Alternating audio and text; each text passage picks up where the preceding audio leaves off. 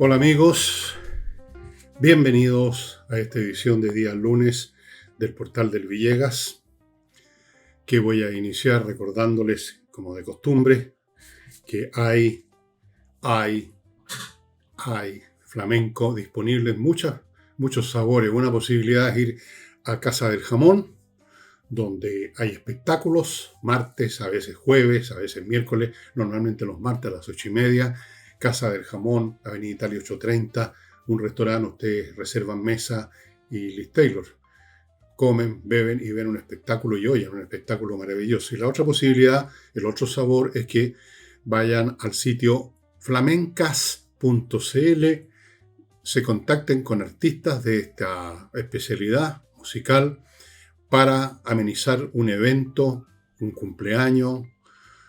Recién, en este fin de semana estuvieron en un cumpleaños, fue maravilloso, me cuentan, el espectáculo, la gente estaba muy contenta, lo pasaron muy bien, las personas que contrataron en los servicios de estos artistas que se ocupan de todo, llegan con el tablao, con el equipo de música, con todo lo que se necesita, usted no tiene más que darles un espacio para que se instalen y hagan su número. flamencas.cl. Bueno, ocurrió lo que algunos temían que ocurriera y otros temían que no ocurriera en la intervención de Estados Unidos hasta el momento localizada en la guerra entre Irán e Israel. Localizada porque Estados Unidos se limitó, entre comillas digo limitó porque fue una operación importante, a bombardear 3 centros nucleares de Irán, donde se está preparando uranio enriquecido sin otra finalidad a ese nivel de enriquecimiento que hacer bombas nucleares. Uno en Fordow, otro en Natán y otro en Ifasán o Ifashan. Se necesitaba la intervención de Estados Unidos porque son instalaciones subterráneas muy profundas y solamente Estados Unidos tiene el avión capaz de transportar una bomba de penetración, una bomba muy pesada, pesa como 11 toneladas, está hecha para penetrar muchos metros por la superficie del terreno, en este caso en Fordow una montaña, y luego también traspasar las bóvedas de concreto reforzado y después de toda esa trayectoria tiene un fusible, digamos, de retardo, no explota de inmediato en contacto, explota dentro del lugar donde se quiere y deja la crema, pulveriza todo. Se arrojaron, entiendo que 6 de estos artefactos en Fordow y otros 6 se repartieron 3 y 3 entre Natam y Ifashan. No se sabe hasta el momento el nivel de daños que pueden haber sufrido esas instalaciones. Las autoridades norteamericanas hablan de que fueron obliteradas, fueron aniquiladas. Los iraníes, por supuesto, tratan de quitarle importancia, como han hecho con los ataques también israelitas, y hablan de daños superficiales. Bueno, es difícil saber todavía. Daños superficiales no pueden ser, porque justamente esas bombas son hechas para producir daños profundos, no superficiales. Pero las mentiras son una de las especialidades de estos regímenes autocráticos, teocráticos, monolíticos, ideológicos, fabrican mentiras, viven en un mundo de mentiras, entonces no pueden jamás reconocer la realidad que está ante sus ojos. Pero el tema tiene muchos aspectos, estimados amigos. Primera pregunta, ¿cuánto daño si eso realmente, al menos por ahora, termina con el proyecto nuclear que evidentemente era militar de Irán?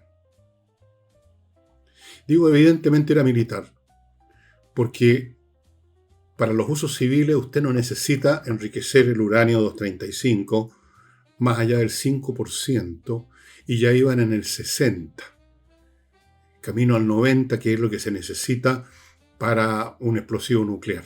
Era evidentemente militar además porque estaba protegido, escondido bajo tierra, no era una central nuclear normal, como creyó, parece, el señor Boris, que hizo una declaración de una profunda ignorancia, como es su costumbre. Ya vamos a llegar a eso. Pero mientras tanto sigamos con el teatro de operaciones. No sabemos cuánto daño. No sabemos. No sabemos hasta qué punto, y yo creo que es bastante claro que así fue. Los iraníes habían previsto que era muy probable que les bombardearan y han retirado parte del uranio enriquecido a otro lado y tienen también en otro lado, quizás desconocido, quizás conocido, un número de centrifugadoras suficiente, no en el número que tenían en Fordow, donde había miles de centrifugadoras, pero suficientes para producir aunque sea una pequeña cantidad para una bomba. Les quiero explicar un detalle técnico. La bomba de Hiroshima, la que se lanzó en Hiroshima en 1945, tenía en su carga explosiva eran 64 kilos de uranio, de los cuales solo el 80% era el uranio que sirve para una detonación nuclear, el uranio 235 purificado. Por lo tanto, 50 kilos. De estos 50 kilos, cuando se produjo la explosión, solo entraron en reacción en cadena, que es el elemento explosivo, 700 gramos. Lo demás se dispersó en el acto mismo de la explosión. ¿Y por qué? Porque el proceso de detonación de un arma nuclear era todavía muy primitivo en esos años. Que, si no me acuerdo mal, porque alguna vez lo estudié este asunto, lo vi en alguna parte, la bomba que se lanzó en Hiroshima tenía un tubo en medio, voy a simplificar, con el uranio que había sido convertido en una esfera. Esa esfera la dividieron en dos hemisferios, uno en cada extremo del tubo, y con explosivos se los hizo avanzar a gran velocidad, empujados por la fuerza explosiva, para que se fundieran y se produjera una reacción en cadena. Pero eso es un método muy primitivo que solo logró que reaccionara 700 gramos de 50 kilos, menos, a ver cuánto es eso, un poquito más del 1%. De 50 kilos, el 1% es medio kilo, un poquito más de, poquito, 0,7, bueno, una cantidad mínima.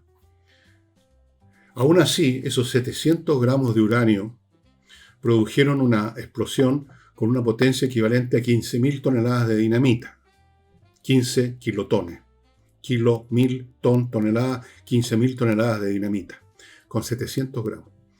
Han pasado muchos años desde entonces y los sistemas de detonación han sido perfeccionados enormemente. En otras palabras, la cantidad de uranio 235 que realmente echa a entrar en una reacción en cadena explosiva, la proporción ya no es un 1%, es mucho más.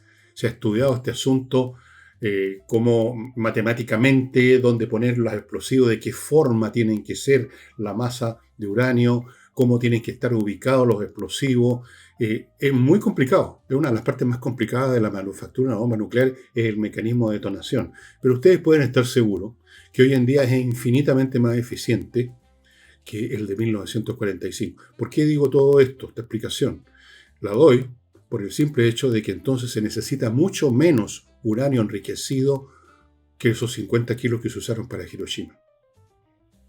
Mucho menos.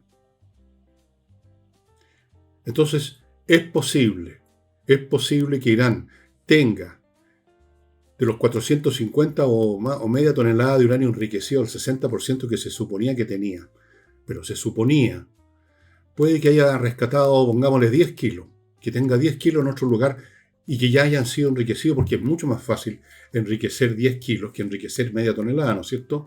No necesita tanta centrifugadora. En fin, lo que les quiero decir es de que bien podría ocurrir que no se terminó con el programa nuclear iraní, que los iraníes tienen suficientes centrifugadoras y explosivos de uranio 235 para fabricar al menos una bomba, y con una bomba es suficiente para destruir Israel, literalmente. 15 kilotones, una bomba pequeña en comparación con las que se hacen ahora normalmente, con las tecnologías de ahora. El poder explosivo de las ojivas nucleares que tienen los países estoqueadas anda entre los 50 kilotones, no 15, 50 a un megatón. Mucho más poderosa.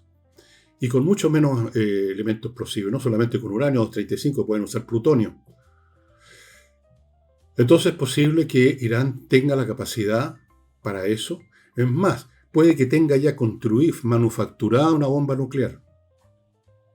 Es más, puede que algún país como Pakistán o China, son capaces, hayan transferido los medios ya para armar una bomba nuclear rápidamente, o incluso una bomba ya terminada, lista para usar.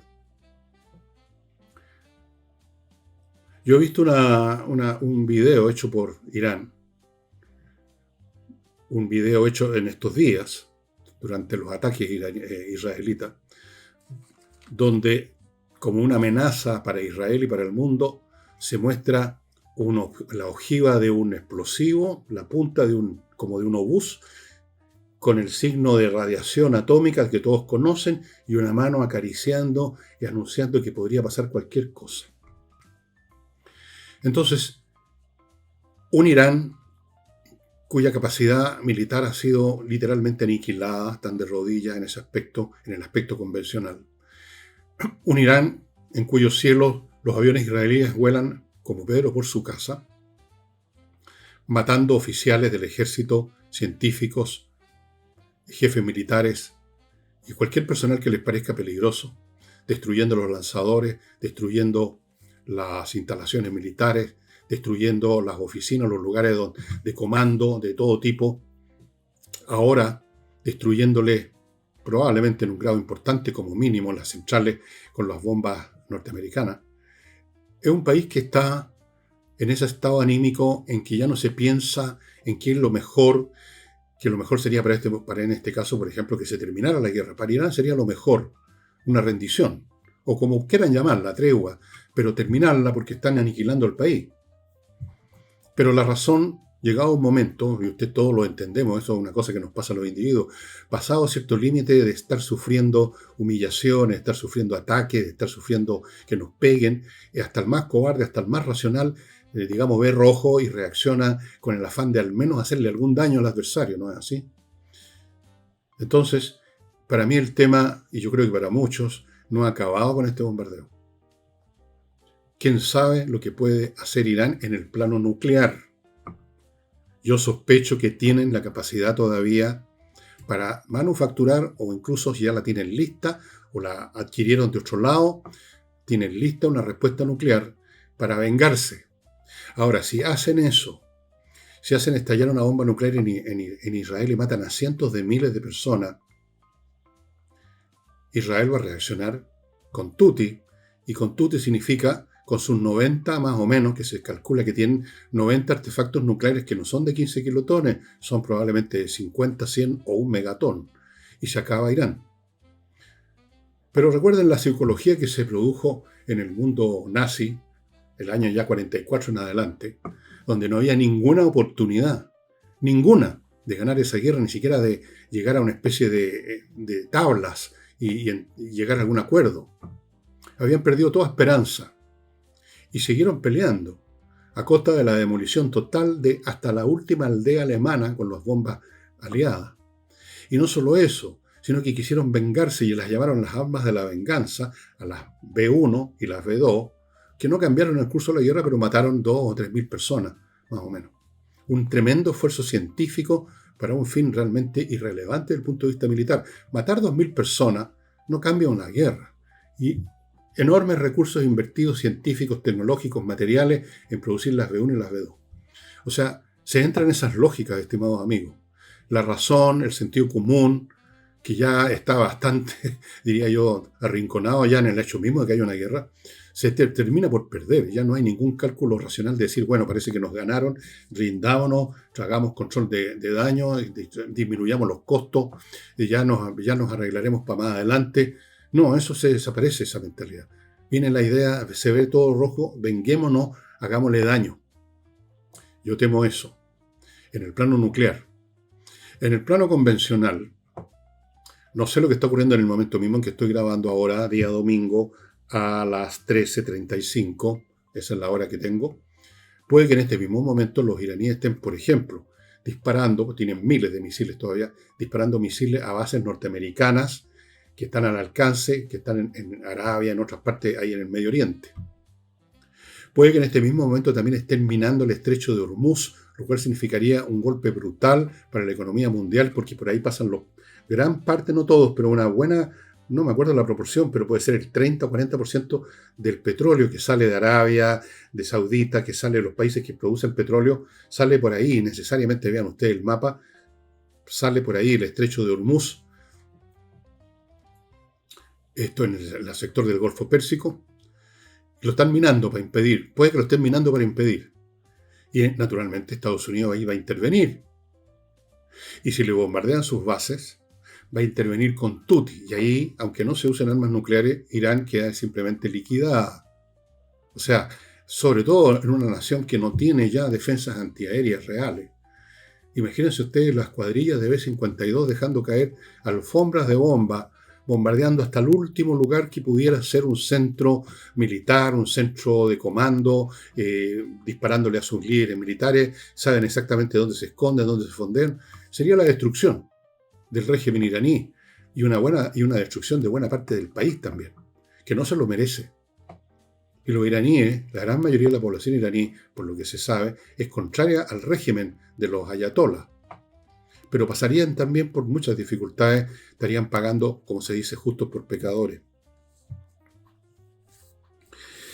En otras palabras, esto no ha terminado, no va a poner fin a la guerra entre Irán e Israel, no va a poner fin a ninguna guerra. Esto va a aumentar el conflicto, por lo cual muchos dicen que no debiera haberse bombardeado. Pero ahí se cae en una lógica bastante tonta.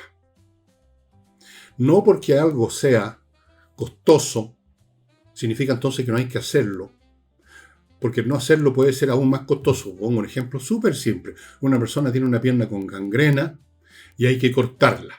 Es una cosa tremenda, amputar una pierna. Pero ¿cuál es la opción? Que la gangrena se expanda por todo el cuerpo y la persona se muera. Hay costos que hay que asumir para evitar costos mayores. Pero hay personas que solamente ven el primer costo, el costo de la medida, y ponen los ojos en blanco y les viene el pacifismo y les viene el lloriqueo y les viene la estupidez y dicen no debió haberse hecho esto. Yo pregunto, ¿cuál era la opción? ¿Dejar que Irán siguiera adelante en su proyecto y pudiera producir 20 bombas atómicas? Y de esa forma chantajear no solo a Israel, si no lo aniquilaban, pero por lo menos chantajearlo totalmente. Pero chantajear también al resto del mundo, a Europa, por ejemplo, que está al alcance de los misiles que ya ahora tienen los iraníes. ¿Cómo se mide ese costo en comparación con este costo? Por consiguiente, digo yo, lo que se hizo ahora tiene un costo ahora y va a tener un costo mañana y pasado mañana y puede ser un gran costo, pero el costo de no haber hecho nada probablemente sea 100 veces peor. El patear el tarro para adelante, el postergar los problemas no resuelve los problemas. El no haber bombardeado estos centros nucleares no mantenía la paz, porque ya esa paz se acabó hace rato en Medio Oriente. De hecho, algunos hablan de que esto puede producir una tercera guerra mundial. Señoras, señores, ya estamos en una guerra mundial. Hace rato. ¿Cómo no lo ven? Ya estamos en un periodo de guerras donde se va, al cabo de unos 10 años, calculo, o 5 como mínimo, se va a establecer una nueva estructura global mundial política. En este momento estamos en la fase de la guerra, estamos como en la Segunda Guerra Mundial. Estamos como en el año 38, 39 de la Segunda Guerra Mundial, que ya era guerra. No habían muchos balazos todavía en Europa, salvo en Polonia, pero era guerra.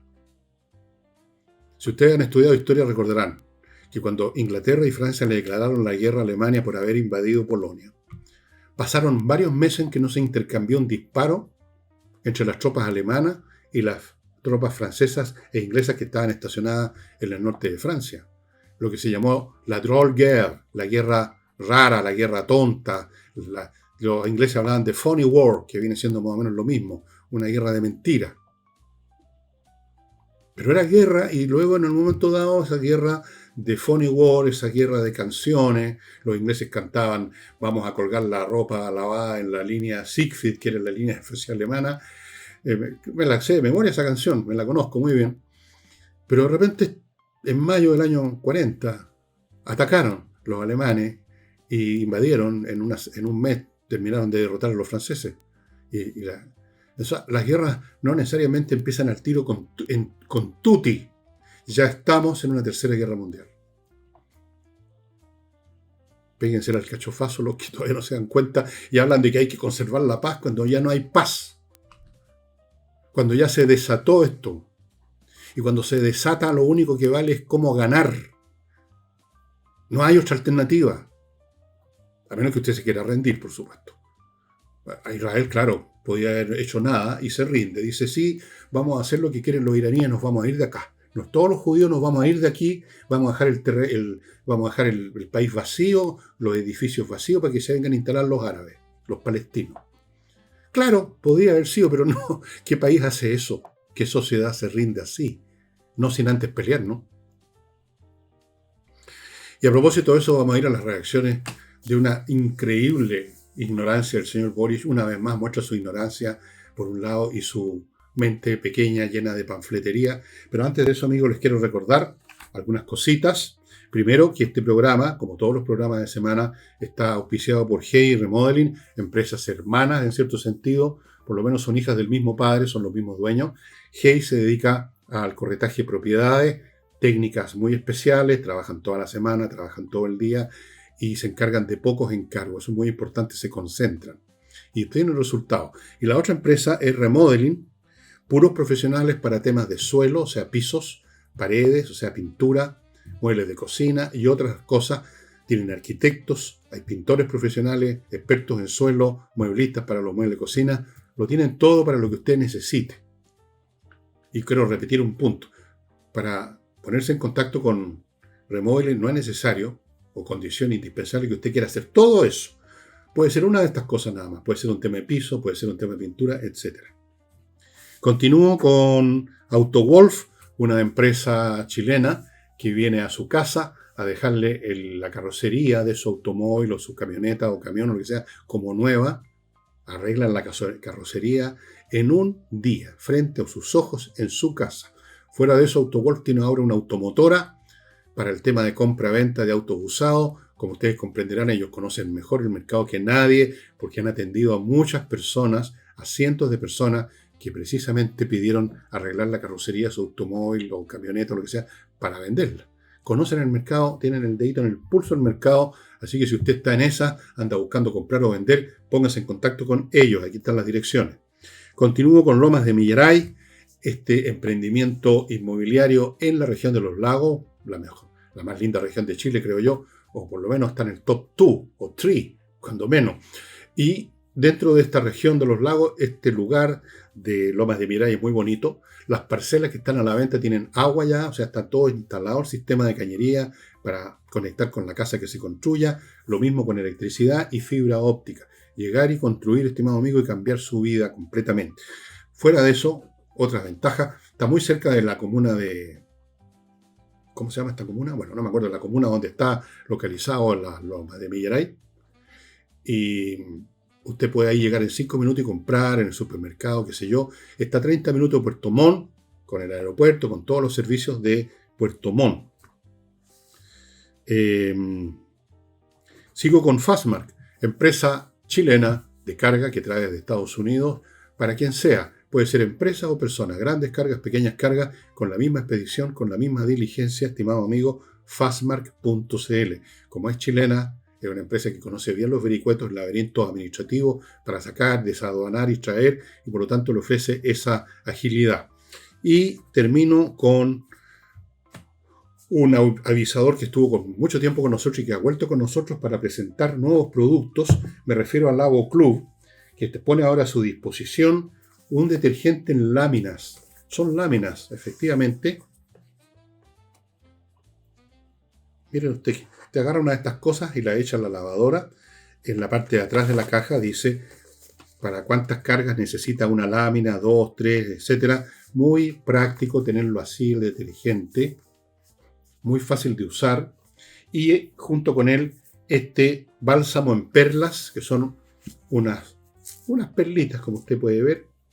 Unas cositas chiquititas. Con esto usted logra esa segunda parte, todo lavado, que la ropa quede rica, suavecita, fragante, etc. Lavo Club, bálsamo en perlas, aroma y suavidad. Estos dos productos, amigos, en Lavo Club. Recuerden que es una empresa chilena. Técnicos chilenos, científicos, químicos chilenos, etc. Entregan en la casa, súper eficiente. Nosotros desde mucho tiempo que estamos con ellos. Así es que Lavo Club. Bueno, vamos a las reacciones. Primero, en Estados Unidos, en el Congreso norteamericano hay el malestar bastante expandido entre los demócratas y también parte de los republicanos porque no los consultó al Congreso. Resulta que en la Constitución norteamericana solo el Congreso tiene la potestad de declarar la guerra. Entonces, aquí le reprochan en distintos tonos a Trump que inició una actividad militar sin consultar siquiera. formalmente al Congreso, le informó a algunos parlamentarios republicanos, me imagino que a los demócratas no, porque iban a salir al tiro a vociferar a los medios de comunicación para joder. Entonces a algunos republicanos les dije vamos a atacar, les dijeron. Ahora, a mí me parece, no sé qué le parece a ustedes, pero ¿qué sentido tiene en los tiempos actuales, con las tecnologías actuales, con los armamentos actuales, esta figura declarar una guerra? ¿Cómo se declara una guerra sin que instantáneamente, no como antes, instantáneamente el futuro, el adversario al cual se le está declarando la guerra, se prepare e impida una acción militar o la disminuya en su capacidad, en su efectividad? ¿Qué sentido tiene declarar una guerra? Así que llegue el embajador con una declaración de guerra. Entonces eso a mí me suena un poco como anacrónico. Especialmente en un caso como este, que en primer lugar no es una guerra, sino que es una acción local. Bueno, si usted quiere la llama guerra, probablemente va a iniciar una guerra formalmente entre Estados Unidos e Irán. Pero resulta que se requería sorpresa para lograr el cometido de destruir o pretender destruir, por lo menos era la intención, miramos las cosas por la intención. La intención era destruir, para eso se requiere sorpresa, que no alcancen a retirar los equipos, que no alcancen, digamos, a poner a salvo lo que quieren custodiar los iraníes. ¿Cómo iban a declarar la guerra? Me parece bastante estúpida esa cuestión. Una votación en el Congreso con discusión, imagínense, pasan las horas, los días. No tiene mucho sentido, ¿no es cierto? Eso en Estados Unidos. Por supuesto que hay preocupación, porque no se sabe cuáles van a ser las consecuencias inmediatas. Pero yo quiero reiterar un argumento que he hecho hace unos minutos atrás. Hay situaciones en las cuales usted sabe, sin conocer el detalle, que hay riesgos, que hay peligros, que hay costos, pero usted sabe que si no toma esa acción con riesgos, con peligro y con costo, el peligro, el costo y el riesgo después va a ser 100 veces mayor. Y eso era evidente. Un Irán con armas nucleares es una cosa casi inconcebible. Entonces, discutir sobre el costo, que va a pasar esto y que va a pasar lo otro, que no se debió hacer, es bizantinismo, una discusión bizantina. Hay cosas que se tienen que hacer. Hay que cortar la pierna gangrenada, no podemos empezar a discutir, bueno, pero entonces ya esta persona no va a poder nunca más jugar tenis, o no sé, o no va a poder jugar fútbol, no va a poder andar sin muleta. Claro, es cierto, pero ¿cuál es la alternativa? Que la gangrena mate a la persona. Entonces hay cosas que se tienen que hacer independientemente del costo, porque cuando el costo de no hacer nada es mucho mayor que era este caso. Así es que vamos a ver quién me está jodiendo aquí con el famoso WhatsApp.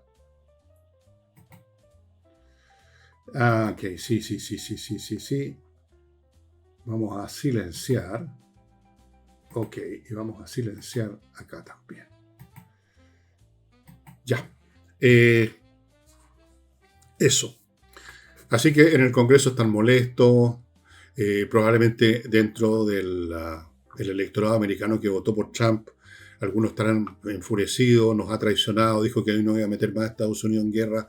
Otra vez una tontera, porque uno puede hacer promesas y juramentos sobre la base de la realidad que está vigente en el momento en que uno los hace, pero luego la realidad puede cambiar de tal manera que sea imposible cumplir con ese juramento. Yo no digo esto para defender o no la decisión de Trump. No. Estoy simplemente examinando las cosas como ocurren en la realidad. Ahora, respecto a Trump se le acusaba, se le estaba botejando de taco. Trump always chicken out. Siempre se corre yo mismo he dicho que es un bravucón y creo que lo es. Habla y amenaza mucho y después hace menos. Así que, ¿por qué esta vez sí actuó?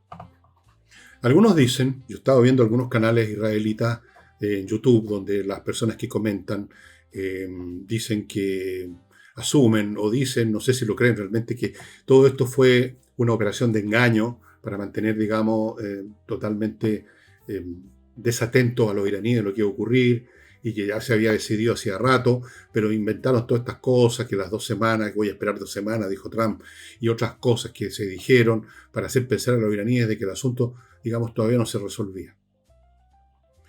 Eso es una posibilidad. La otra posibilidad, que yo incluso le doy un poco más de peso, no es que se haya planeado esto así tan maquiavélicamente. Trump así poniéndose en contacto con los israelitas diciéndole vamos a hacer esto, pero mientras tanto vamos a hacer como que estamos indecisos. Puede ser, pero yo creo que también es bastante probable que simplemente una cosa muy simple, cambió de idea Trump. ¿Y por qué lo digo? Porque es sabido que en el círculo íntimo de Trump, o sea, la gente que lo rodea en la Casa Blanca, el secretario de Estado, Marco Rubio, el secretario de Defensa, los jefes más altos militares, en fin, y otras personas, había una división. ¿Atacamos o no atacamos? Y si había una división, significa que había una discusión.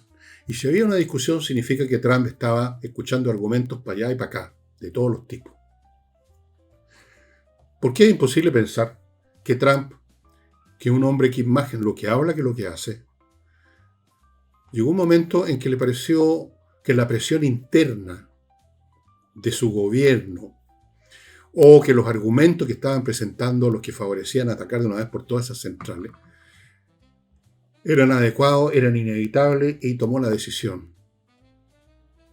Yo no sé si una hora antes, un día antes, pero puede ser simplemente un cambio de idea y no una planificación maquiavélica, fría, vamos a hacer esto y siempre hemos querido hacer esto y lo vamos a hacer, pero vamos a engañar a los iraníes. No me tinca mucho ese lado. Pero al final de cuentas viene siendo lo mismo, lo que interesa aquí es el resultado.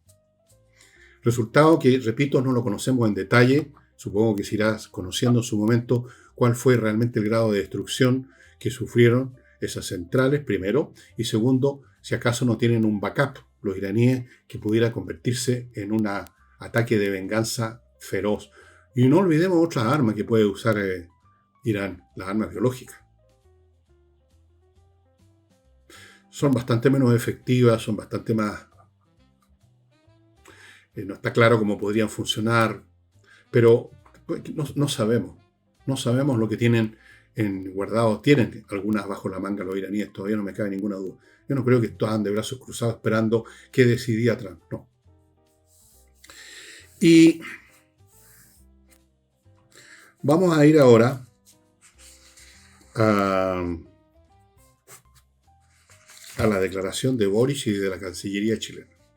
La declaración de Boric es un monumento a la ignorancia y a la irresponsabilidad, que en pocas horas, sin saberse nada de lo que va a pasar, de lo que está pasando, sin saberse solo sabiendo lo que sabe hasta el último hijo vecino que cayeron unas bombas en esas centrales, sin tener entonces idea de las consecuencias que eso va a tener, sin tener idea de qué es lo que Chile debe hacer por su conveniencia, inmediatamente, sin meditar, sin pensar, yo no sé si sabe pensar, bueno, yo creo que no, sin ver los antecedentes, sin por lo menos escuchar lo que otros pudieran pensar, llega y hace una declaración, donde para empezar se equivoca, porque es ignorante, y habla de un ataque a centrales nucleares. No eran centrales nucleares. A ver, expliquemos un poco porque hay gente que va a quedarse con esa imagen. Una central nuclear es una instalación, como las que hay en Francia, por ejemplo, que al aire libre, abiertamente, están ahí para producir, por ejemplo, electricidad. Son una instalación civil que produce electricidad. Otras centrales producen isótopos para temas médicos. Son civiles y están a la vista, no están escondidas. No usan uranio enriquecido del 60 o más por ciento. No usan uranio, en primer lugar se usa plutonio, normalmente polonio, otras cosas. No eran centrales nucleares en ese sentido. Eran otra cosa. Son instalaciones nucleares para producir bombas. Porque no hay otra explicación para el enriquecimiento del 60% más que para producir bombas, señor Boric. No para producir electricidad, no para producir isótopos, no, para producir bombas. Fábrica de bombas, en otras palabras. No una inocente central nuclear. Error. Luego habla de... Bueno, dijo tantas tonterías. De que esto no podía ser, de que esto era digamos, ponía en riesgo la paz. Y ya no hay paz, hombre. Hay una guerra ya. Hay varias guerras. ¿No se ha dado cuenta? Hay una guerra en Europa que está conectada con estas otras guerras. Están todos conectados estos tipos. Irán está conectado con Rusia, le entrega armamento. Rusia está conectado con Irán, le ha entregado tecnología y armamento, las baterías antiaéreas. Luego está la guerra entre Irán e Israel. Ya hay guerra, señor Boris, ahí. Ya Israel ha estado no solo luchando, no ahora con Irán, sino que ha tenido que estar destruyendo a Hezbollah, a Hamas, y eventualmente van a destruir a los hutíes. No me cae ninguno de que los van a aniquilar también. Luego tenemos las amenazas de guerra de China permanentes contra Taiwán, todos los días con aviones y con barcos dándose vuelta y provocando y matoneando. ¿De qué paz mundial? Dice él que está en riesgo. Ya no hay paz mundial, hombre. Pero no, en vez de ver la realidad como es, en vez de siquiera, si una persona de repente incapaz de ver la realidad, una persona que sabe que es limitada intelectualmente, al menos hace algo, se calla, espera los consejos de gente más inteligente, espera a ver cómo se dan las cosas, espera, wait and see, pero no, él inmediatamente como un niño, como un dirigente escolar, que es lo que sigue siendo, sale a vociferar y pone a Chile en una situación de enemiga de Estados Unidos. ¡Qué buena onda! Y por supuesto están amigos, él dirán, de todos estos fulanos, digamos, de esta horda que apareció en el mundo a provocar, digamos, el orden mundial, Irán, Rusia, China, Corea del Norte, se me estaba olvidando Corea del Norte, que entiendo que ya el gordito chico, ese ridículo, está ofreciendo la ayuda a Irán. Ayuda, bombas nucleares, ¿qué otra cosa? Esto ya es guerra, entiéndalo. Entonces, cuando ya hay una guerra, hay que tener cuidado con quién se junta uno. Y si no quiere juntarse con nadie o no sabe cuál le conviene al país, porque usted es presidente de Chile, no un tonto dirigente estudiantil. Uno por lo menos se queda callado, por último, para pasar colado, para parecer como neutral, para que nadie lo mire a uno, para que no se acuerden de uno. Pero no, tenía que salir bombásticamente. Acto seguido apareció la Cancillería chilena. A ver, ya les voy a decir qué es lo que dijo la Cancillería chilena, para que vean que la estupidez en este gobierno no es solo monopolio de una o dos personas, es un fenómeno, como dicen ahora, transversal. Pero antes, amigos, les voy a recordar, antes de entrar a la declaración de la Cancillería, que es otro monumento a la idiotez, les voy a recordar otros productos, el método EVE para eliminar impurezas, cosas feas del cuerpo que no se eliminan con gimnasia o con bajar de peso. Se requiere un método especial que fue traído de Corea del Sur por el método EVE, que ustedes ubican los detalles en métodoeve.cl. Tienen un local en Vitacura, tienen otro en Concón, pronto van a tener, si es que no lo tienen ya, en el sur de Chile, para eliminar, qué sé yo, por ejemplo, la celulitis, por ejemplo. Sigo con servicios logísticos de ingeniería consultores que examinan la logística de su empresa, descubren lo que está mal y lo reparan. En otras palabras, le ofrecen una opción. Esto es como debiera funcionar este aspecto de su empresa y nosotros le vamos a buscar el personal adecuado. Eso hace SLI Consultores. Continúo con Compre Oro, compreoro.com, donde usted puede comprar oro, puede comprar plata en el metal precioso, como en la forma de lingote o en la forma de monedas, para tener una muy buena protección, y no solo una buena protección, sino que una inversión, porque el oro y la plata suben de precio en estos tiempos y ahora van a subir más, eso no cabe ninguna duda. Sigo con Neuromed Lab. Neuromed Lab, amigos, un laboratorio chileno con científicos chilenos que producen Neuro 300 y Tau Plus. Ambos productos son muy interesantes y muy productivos para uno. El Neuro 300 lo mantiene usted al tope de sus capacidades intelectuales, su memoria, su alerta, su concentración, etc. Y el Tau Plus, ese era el Neuro 300. El Tau Plus fortalece su libido, sus ganas de vivir, su energía vital. Ambos productos se compran sin receta médica porque son productos naturales. Los puede comprar en neuromedlab.cl o en Mercado Libre. Ni un problema, todos los días se toma una grajea de uno o de otro de los dos y va mejorando progresivamente. Y termino este bloque con entrenainglés.com, una academia gestionada por profesores de inglés que dan clases online para que usted domine completamente la conversación en inglés. Hablar y entender. Entender, casi más importante que hablar. Conversación, estimados amigos. Bueno, la Cancillería trató un poco de corregir, así, pero sin decirlo, las palabras de Boris. Entonces, No hablaron de, como habló Boris, de una central nuclear, sino que hablaron de una instalación nuclear. Pero igual, como no son muy listos, miren ustedes lo que dijeron. Dijeron que hay una protección, no sé en qué sentido, el derecho internacional, que en realidad es una cosa que nunca ha existido más que en las palabras y en la imaginación de los juristas. El derecho internacional protege las instalaciones nucleares civiles. Pero resulta que Fordow y Fashan y Natán, o Natás, no son instalaciones civiles. ¿Qué instalación civil, señor canciller, señor von Claveren, se mete bajo tierra a 100 metros de profundidad? ¿Usted ha visto alguna planta nuclear que produce electricidad en Francia que esté enterrada bajo, que esté a 100 metros de profundidad?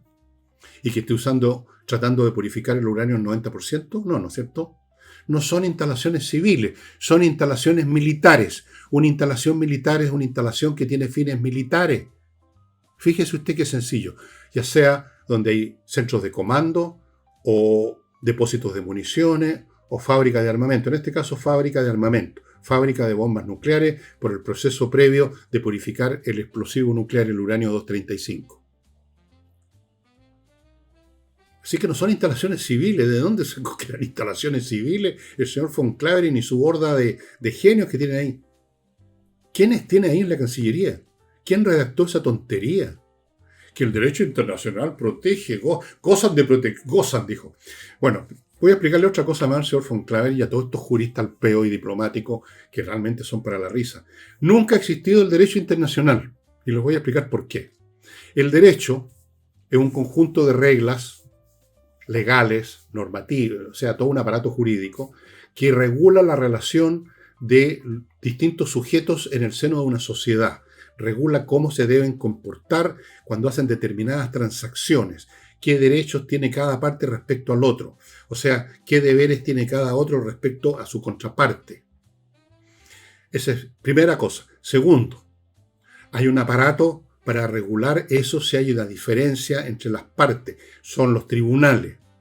Tercero, hay un aparato que es el Estado, que tiene una fuerza coercitiva, la fuerza pública que se llama, para poner en vigor las decisiones en los tribunales. Si no hay estas tres cosas, no hay derecho. No hay derecho. El derecho se cumple, las relaciones entre las personas, cuando son honestas, claro, se cumple, entre otras cosas, porque inconscientemente o en un segundo plano se sabe que si no se cumple, el otro va a recurrir a un tribunal, el tribunal va a dictar una resolución, y si yo pretendo no cumplirla, van a llegar a buscarme los carabineros a la casa y me van a hallar preso. O sea, hay un aparato coercitivo. Sin ese aparato coercitivo y sin una relación, y digamos una norma que establezca relación entre las partes, no hay derecho. Ahora, el derecho internacional no tiene la parte coercitiva.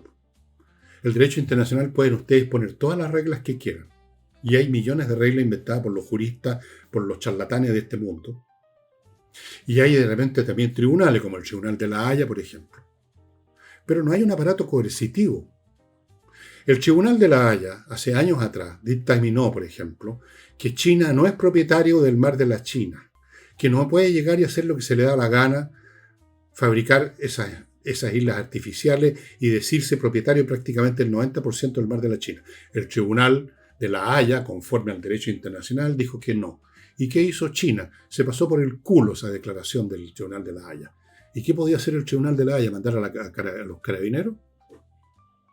No existe el derecho internacional. En el mundo de las relaciones entre las naciones sigue rigiendo la conveniencia, los intereses y la fuerza, no el derecho.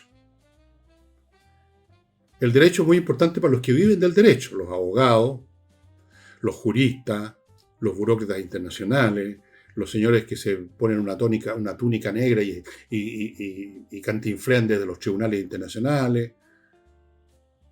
Solamente si a las partes les conviene, esos dictámenes internacionales tienen efecto. Por ejemplo, el Tribunal de la Haya estuvo viendo nuestras diferencias fronterizas con Perú en un momento y con Bolivia en otro.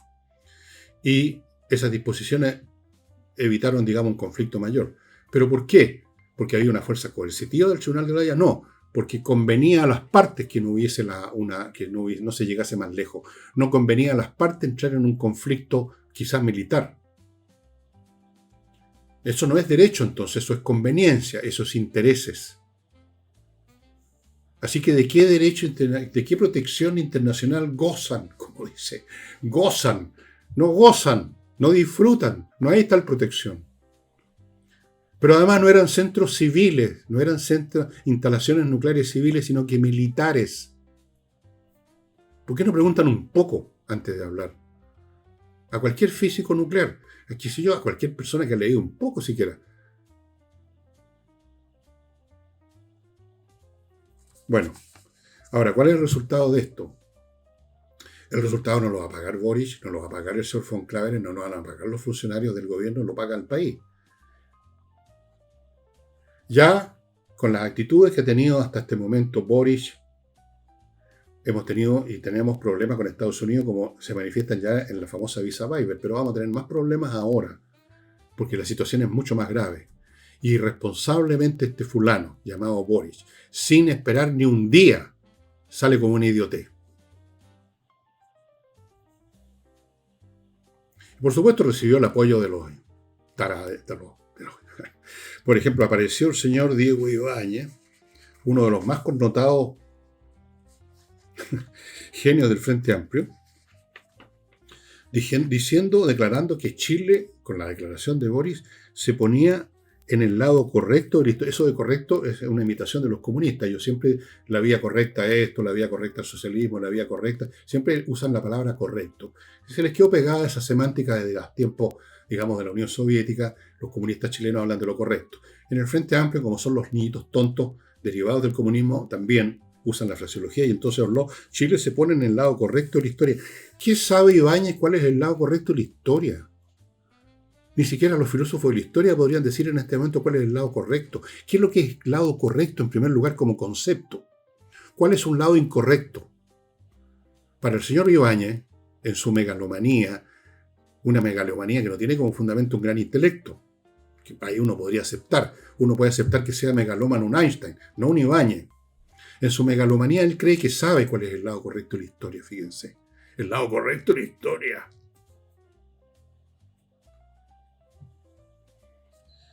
Y habló del silencio cómplice, porque como hay otros, mucho más inteligentes que Ibáñez y mucho más inteligentes que Boris, que no han dicho ni una palabra, incluso si les disgusta la acción no han dicho ninguna palabra pensando en qué es lo que le conviene al país, no en qué es lo que me conviene a mí, qué es lo que le conviene a mi miserable y microscópico ego en términos de declaraciones. ¿Qué es lo que tengo que decir para yo sentirme un macanudo, un tipo que está al lado correcto de la historia? Como hay gente más inteligente que no cae en ese idiotez, se han quedado callados. Eso se convirtieron, según Ibáñez, en cómplices. Bueno, le voy a explicar a Ibáñez a ver si entiende. Quizás tendría que usar, no sé, unos monitos. Cómplice es ser parte de un delito. ¿Cuál es el delito aquí? No hay un delito, hay una acción militar.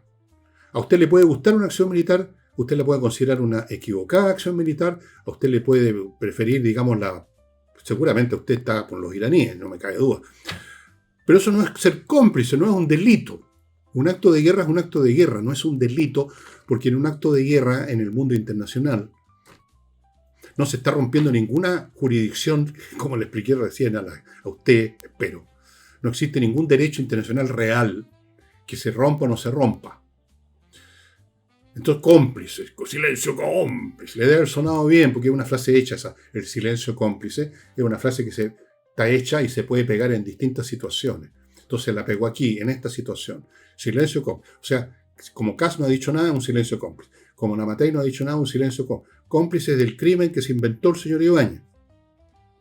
Que él sí, lo que pasa es que él estaba en el lado, qué idiota, en el lado correcto de la historia, señor Ibáñez. Ya parece que lo estoy viendo con su barbita y bigote, serio, porque se ponen todos serios, se ponen a como a mirar el cielo, se ponen con los ojos en blanco, en el lado correcto de la historia. No, yo no soy filósofo de la historia, pero me da la impresión que tanto el señor Ibáñez como todos los demás Willy del Frente Amplio, es una expresión sureña, Willy, están en el lado más que incorrecto, están en el lado obsoleto de la historia, están en el lado momificado de la historia. Y no los rescata de ese lado momificado y obsoleto y anacrónico el que ustedes crean en su buenismo, hueonismo, de que están defendiendo los grandes derechos que se han revelado al mundo en estos últimos decenios. No, están muy equivocados. Muy equivocados. O sea, no tienen remedio, en todo caso no van a entender jamás. Hay que derrotarlos, no jamás van a entender. Quizás cuando lleguen más a viejos algo pispen de lo tontos que eran, pero por el momento dicen que están en el lado correcto de la historia. Y vamos a ir ahora a política mucho más contingente y local de nuestro país. Pero antes les voy a recordar, amigos, unas pocas cositas de mis auspiciadores, como María Imoveis, que ustedes ubican en María Imoveis Floripá, un Instagram, que es un grupo de profesionales chilenos que facilitan sus inversiones en Florianópolis, inversiones inmobiliarias, se dedican a eso. Son chilenos, como dicen ellos, que ayudan a otros chilenos a hacer inversiones muy jugosas, muy sabrosas, pero que no se moleste Ibañez con esto de las inversiones jugosas. Pero nosotros estamos en el lado incorrecto, así que permítanme seguir inversiones jugosas en Florianópolis. Rentas muy altas, muchas facilidades, descuentos en junio todavía. Les regalan esta empresa María Imoveis, el amoblado de cocina, si usted compra un departamento, una casa, por ejemplo, allá. En fin, muchas posibilidades de hacer excelentes negocios con María Imoveis en Florianópolis, que es la ciudad del sur de Brasil, donde están haciéndose estas inversiones. Si no lo había dicho, lo digo ahora. Florianópolis. Sigo con Patricia Stocker, otra dama con un grupo de profesionales dedicados a registrar su marca comercial o no comercial, su marca en Chile y en el mundo para que usted no tenga problemas con los patúos que se ganan la vida anotando marcas para después de ir a cobrar algo o agarrar alguna cosa. patriciastocker.com, es muy importante registrar la marca.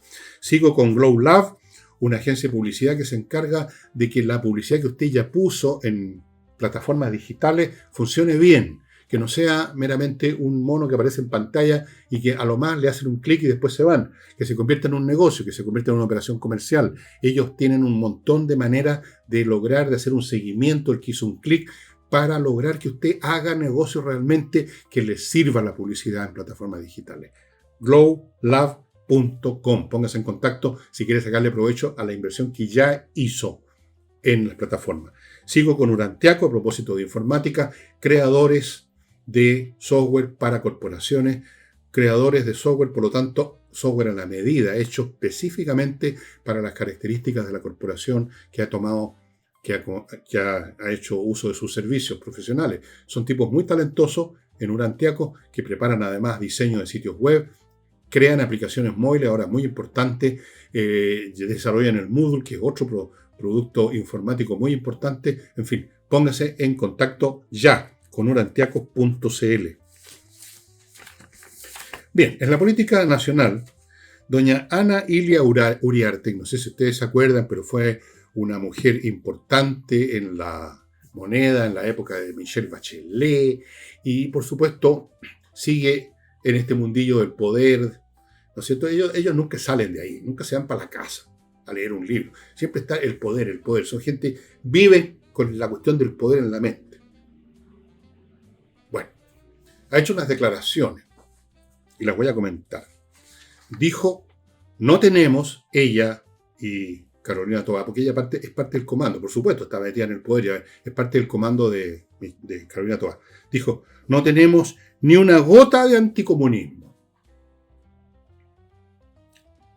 Cierto, no tienen ni una gota de anticomunismo. Lo que tienen es litros de comunismo circulando por su sistema circulatorio político. Litros, muchos, tan cercanos, son amigos, comparten ideas, comparten proyectos, comparten gobierno, ¿no? Así que no tenía necesidad de decirnos la señora Uriarte como si fuera una gracia. No tenemos una gota de anticomunismo.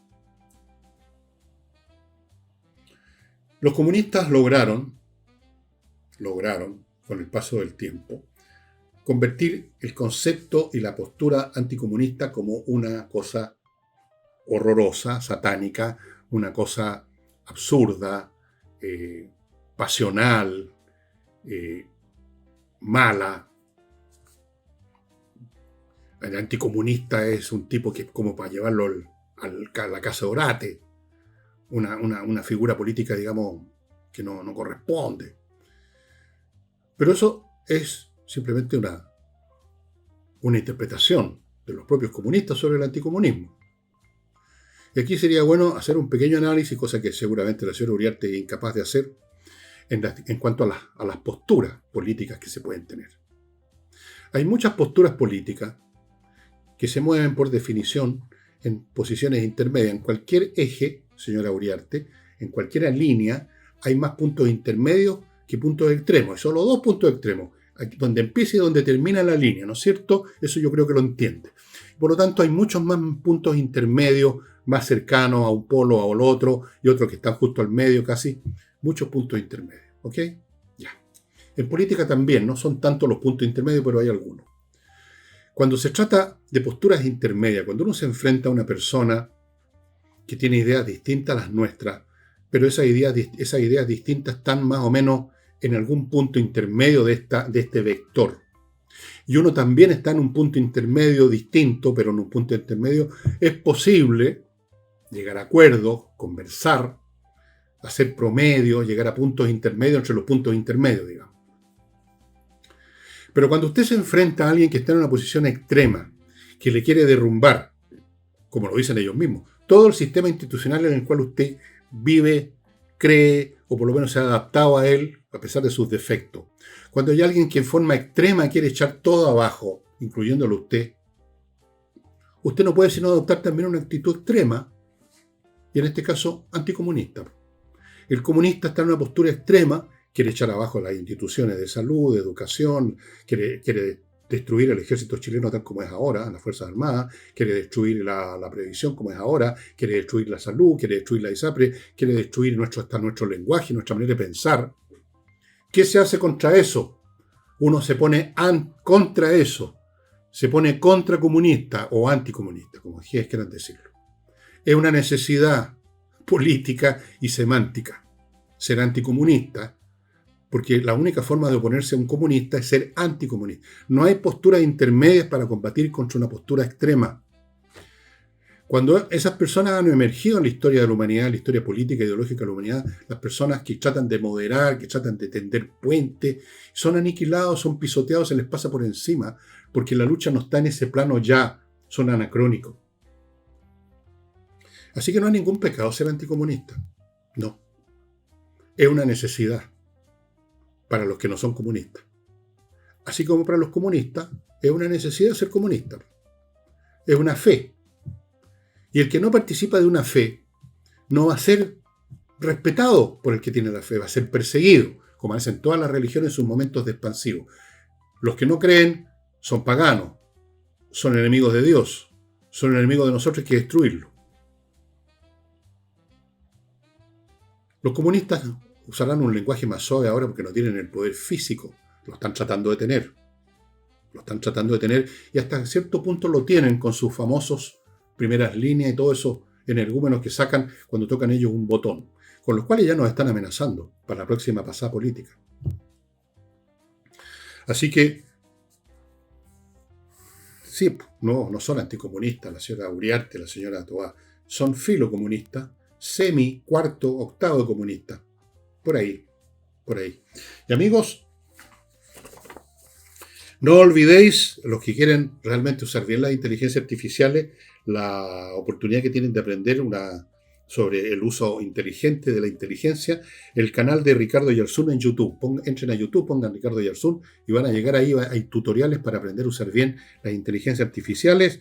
Les recuerdo, Wikiper son contadores auditores a cargo de la contabilidad de empresas grandes, medianas y pequeñas, contabilidad bien hecha para que no tenga problemas con el servicio de impuesto interno, para empezar a hablar. Y termino con Zócalo Comunicaciones, una empresa de comunicaciones que nosotros personalmente conocemos, muy agradables personas, muy eficientes, muy trabajadores. Si usted está organizando un evento, póngase en contacto con ellos para que ese evento sea conocido. Si quiere organizar un evento y no sabe cómo, póngase en contacto con ellos también. zócalocomunicaciones.cl.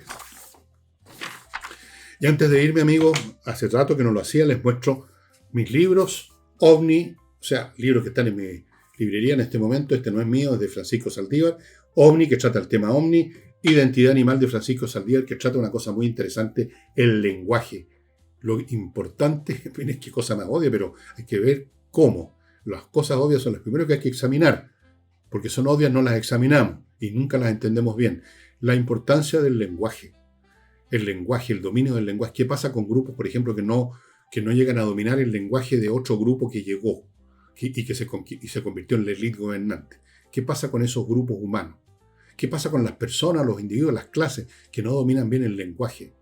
Bueno, es muy interesante el libro. Y está la relación con el mundo natural también, una visión no talibana, una visión inteligente sobre nuestra relación con las demás criaturas del mundo.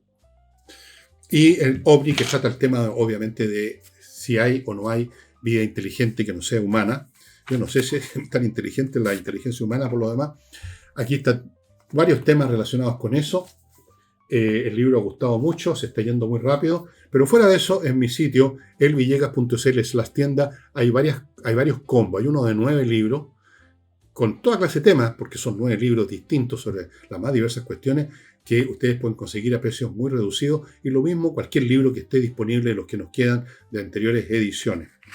Bueno, amigos, sería todo por hoy. Vamos a ir viendo esta semana y seguramente por mucho tiempo adelante las consecuencias que yo creo que se van a dar muy rápido de este bombardeo norteamericano a estas bases, a estas instalaciones nucleares militares, señor Boric, no centrales civiles, el señor Claver, protegida por el derecho internacional, que no existe en la realidad.